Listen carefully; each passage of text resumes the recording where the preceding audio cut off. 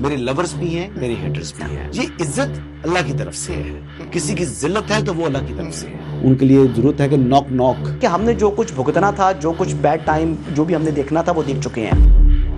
حسن ایوب خان کے تمام دیکھنے والوں کو السلام علیکم. ناظرین، ملٹیپل سٹوریز کے ساتھ آپ کی خدمت میں حاضر ہوں. پہلی سٹوری کہ ATC یعنی جو انسانی دہشت گردی کی عدالت راولپنڈی ہے، اس نے 10ویں بار جو علیمہ خانم کے ناقابل ضمانت وارنٹ گرفتاری جاری کی تھے کل، ان پر آج تعمیل کے جو دستخط کرانے کے لیے DSP اظہر شاہ ایک بار پھر جو ہے وہ اڈیالہ کے باہر پہنچے.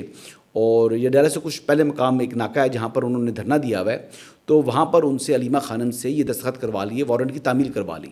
اچھا، علیمہ خانم ہر بار اسی قسم کا وہاں پر شو لگایا ہوا ہوتا ہے، یعنی عدالت میں پیش ہوتی نہیں ہے، لیکن ہمیشہ وارنٹ جو گرفتاری ان کے آتے ہیں یا سمن ان کو بھیجے جاتے ہیں، عدالت کی جانب سے ان کی تعمیل کرتی ہیں، دستخط کرتی ہیں، اور ساتھ یہ بھی کہتی ہیں کہ ان کو چائے پلائیے گا پولیس والوں کو. اب پولیس والوں کو چائے بھی پلواتی ہیں، اپنی طرف سے ایک اپنا سافٹ امیج دینے کی کوشش کرتی ہیں، لیکن دوسری جانب عدالت کے حکم کی تعمیل نہیں کرتی. عدالت ان کو بلا رہی ہے، وہ درست بلا رہی ہے، غلط بلا رہی ہے، لیکن ان کے سامنے پیش ہونے سے گریزاں ہیں، کیونکہ ان کو معلوم ہے کہ ٹرائل ان کا شروع ہو جائے گا. ٹرائل شروع ہوگا تو کسی نہ کسی دن اپنے منطقی انجام تک پہنچے گا. اور اس پر انہوں نے جناب آج بھی فیکٹری ناکہ کے باہر انہوں نے دھرنا دیا ہوا ہے.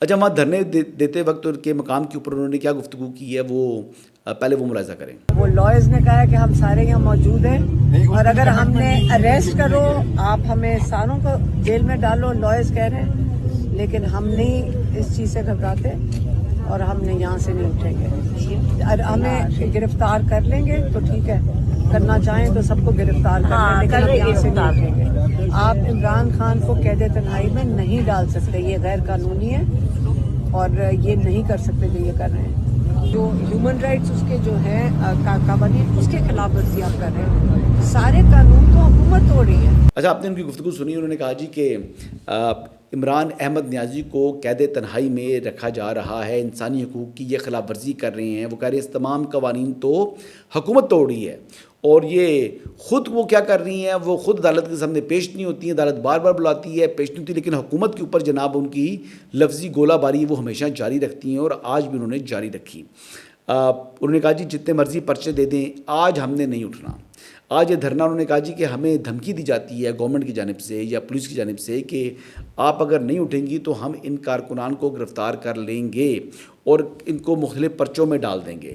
تو انہوں نے کہا جی کہ آج ہم بھرپور تیاری کے ساتھ آئے ہیں، ہمارے وکلا کی جو فوج ظفر موج ہے وہ ہمارے ساتھ موجود ہے، سو لہٰذا انہوں نے کہا جی کہ ہم آج اٹھنے والے نہیں ہیں. بہرحال جی، علیمہ خانم کی جو یہ باتیں تو اپنی جگہ ہیں. اس کے ساتھ ساتھ میں آپ کو یہ بھی بتا دوں کہ عمران احمد نیازی صاحب نے تو منع کیا ہوا ہے کہ یہاں باہر جو ہے آپ کو احتجاج کرنے کی ضرورت نہیں ہے، آپ سپریم کورٹ کے باہر احتجاج کریں، ہائی کورٹ کے باہر احتجاج کریں، ہمارے مقدمات کی جلدی فکسیشن کے حوالے سے کام کریں. لیکن وہ آپ کو پتہ ہے کہ انہوں نے اپنا ایک شو لگانا ہوتا ہے اپنی سیلف پروجیکشن کے لیے. علیمہ خانم کو یہ بہت زیادہ ان کے لیے ناگزیر ہے. بہرحال جی، ایک آج اسی حوالے سے اگر بات کریں ملاقاتوں کے معاملے کے اوپر ہی، تو سلمان اکرم راجہ صاحب نے سپریم کورٹ آف پاکستان میں درخواست دائر کی ہے، جس میں موقف اختیار کیا گیا ہے کہ عمران احمد نیازی سے جو جمعے اور منگل کے روز کی جو ملاقاتیں طے ہیں، ان ملاقاتوں میں رکاوٹ بن رہی ہے انتظامیہ اور حکومت. تو انہوں نے کہا کہ ہم نے جو درخواست میں موقف اختیار کیا ہے کہ ہم نے ہائی کورٹ میں توہین عدالت کی درخواستیں بھی ڈالی ہیں، لیکن اس کا کوئی فائدہ برآمد نہیں ہوا. تو ملاقاتیں جو ہیں یقینی طور پر عمران احمد نیازی صاحب کی کم ہوئی ہیں. ہمیشہ ایک آدھ بہن کی ملاقات کرا دی جاتی ہے فیملی کے نام کے اوپر، اور باقی ملاقاتیں نہیں ہو رہی. اس کی وجہ یہ ہے کہ انہوں نے ماضی میں جو اڈیالہ جیل تھا اس کو ماسی ویڑا بنایا ہوا تھا. ماسی ویڑا، جس کا دل کرتا تھا منہ اٹھا کے جناب پہنچ جاتا تھا اڈیالہ جیل ملاقات کرنے کے لیے، اور ہر ایک کی ملاقات ہو رہی تھی. لیکن اب گورنمنٹ نے کہا نہ چننا انج نہیں، تو اب اس کا مطلب ہے کہ ملاقاتیں اب نہیں ہوں گی. دوسری خبر یہ ہے کہ 27ویں آئینی ترمیم جو کہ ہو چکی ہے الحمدللہ، اس کے خلاف جو ہے وہ پاکستان تحریک انصاف بھی اور تحریک تحفظ آئین پاکستان بھی دونوں سراپا احتجاج ہیں. آج انہوں نے ایک اپنا مارچ کیا ہے، اور اس مارچ کو انہوں نے 30 سیکنڈ کا مارچ قرار دیا. اگر پارلیمنٹ سے آپ اگر سرینا کی طرف جو بڑھیں تو پھر اگلی عمارت جو ہے وہ آتی ہے سپریم کورٹ کی. تو دونوں آس پاس ہی ہیں. تو وہاں سے جناب انہوں نے مارچ کیا. 32 کا یہ مارچ تھا, لیکن یہ مارچ تھوڑا سا زیادہ ٹائم لے گیا کیونکہ لوگ انہوں نے شو کیا تھا کہ بڑے زیادہ ہیں. لوگ زیادہ کیا ہیں, 70-80 بندے تھے سارے پیرے, چلو 100-150 بندہ ہوگا, اس سے اوپر بندے نہیں تھے. تو نمبرز نہیں آ رہے جی. تحریک انصاف کے, تحریک تحفظ آئین پاکستان کے تمام نمبرز بلا بھی لیے جائیں تو کوئی نمبر جو کوئی شو اس قسم کا نہیں کر سکتے. یہ ٹوکن احتجاج ہی ہے, اور اس ٹوکن احتجاج پر بھی تحریک انصاف اور تحریک تحفظ آئین پاکستان دونوں خوش ہیں. محمود خان اچکزئی نے ایک بار پھر عمران خان کی جو مینڈیٹ کی چوری کے الزامات ہیں ان کو ریپیٹ کیا. اب معاملہ یہ ہے کہ تحریک یا تصادم یا روڈ ایجیٹیشن یہ محمود خان اچکزئی کو سوٹ کرتی ہے, کیونکہ محمود خان اچکزئی اس میں پرومیننٹ ہوں گے. محمود خان اچکزئی اس میں پرومیننٹ ہوں گے, علامہ راجہ ناصر عباس اس میں پرومیننٹ ہوں گے, اور پاکستان تحریک انصاف کے جو پارلیمنٹیرینس ہے یا عہدیداران ہیں وہ اس میں پسے پس جاتے ہیں, وہ اس میں وہ بیک بینچز پہ پہنچ جاتے ہیں اور زیادہ پرومیننٹ ہوتے ہیں محمود خان اچکزئی یا علامہ راجہ ناصر عباس, تو ان کو یہ سوٹ کرتا ہے. تو میں تو یہ کہہ رہا ہوں کہ عمران احمد نیازی صاحب نے دیکھے نا محمود خان اچکزئی پر اعتماد کیا, علامہ راجہ ناصر عباس پر اعتماد کیا, لیکن اپنی پارٹی پر کسی شخص پر اعتماد نہیں کیا. Leader of the opposition in national assembly کے لیے انہوں نے محمود خان کو جو ہے وہ نامنیٹ کیا, نامزد کیا, اور سینٹ میں علامہ راجہ ناصر عباس کو. اور انہوں نے یہ بھی کہہ دیا تھا کہ حالیہ ٹویٹ کے اندر کہ مذاکرات اگر کسی نے کرنے ہیں حکومت کے ساتھ تو مذاکرات محمود خان یا علامہ راجہ ناصر عباس صاحب کی سربراہی میں ہوں گے. اب ایک بار پھر انہوں نے اپنی پارٹی کو یا اپنے پارلیمنٹیرینس کو یا اپنے پارٹی کے اپنے سیاسی رفقا کو ڈسکریڈٹ کیا, اور کس کو جو کریڈٹ دیا سارا, محمود خان کو اور علامہ راجہ ناصر عباس صاحب کو. اب ان کی جو پارٹی ہے ان کو تھوڑی غیرت کھانی چاہیے. اب وہ نعرے لگانا شروع کر دیں جی وزیر اعظم محمود خان اچکزئی, یہ لگائیں نعرے. وزیر اعظم عمران خان نہ کہیں جی وزیر اعظم محمود خان اچکزئی. پھر میں کہوں گا واقعی ٹھیک ہے جی, آپ بھی عمران خان کے جو ہے نا وہ حکم کو درست طریقے سے بجا لا رہے ہیں, اور یہی نعرے میں سننا چاہوں گا. ظاہری بات ہے عمران خان آپ پر تو اعتماد ہی نہیں کر رہے, آپ کو تو وہ گھاس نہیں ڈال رہے, آپ کو تو اہمیت نہیں دے رہے. جب آپ کو اہمیت نہیں دے رہے تو آپ بھی نعرے لگائیں, اور عمران خان زندہ باد کے نعرے نہ لگائیں, سینٹ میں نعرے لگائیں علامہ راجہ ناصر عباس زندہ باد, یہ نعرے لگنے چاہیے آپ کے. اور یعنی جیسا عمران خان صاحب چاہ رہے ہیں ویسے ہی آپ کریں گے تو پھر امید ہے کہ عمران خان صاحب کو بھی تشفی ہو جائے گی. لیکن جو میرے سورسز بتا رہے ہیں کہ جو پاکستان تحریک انصاف کی پارلیمانی پارٹی ہے وہ مذاکرات چاہ رہی ہے گورنمنٹ کے ساتھ, وہ چاہتے ہیں کہ کسی طریقے سے مذاکرات ہوں, لیکن محمود خان اچکزئی نے مذاکرات کے راستے کو بند کیا ہے خود. اس کی وجہ یہ ہے کہ ان کو, میں نے جو بات پہلے کی ہے کہ ان کو سوٹ کرتا ہے کہ اسٹریٹ ایجیٹیشن ہو, کوئی ان کو ملک گیر تحریک چلے جس میں وہ زیادہ پرومیننٹ ہوں.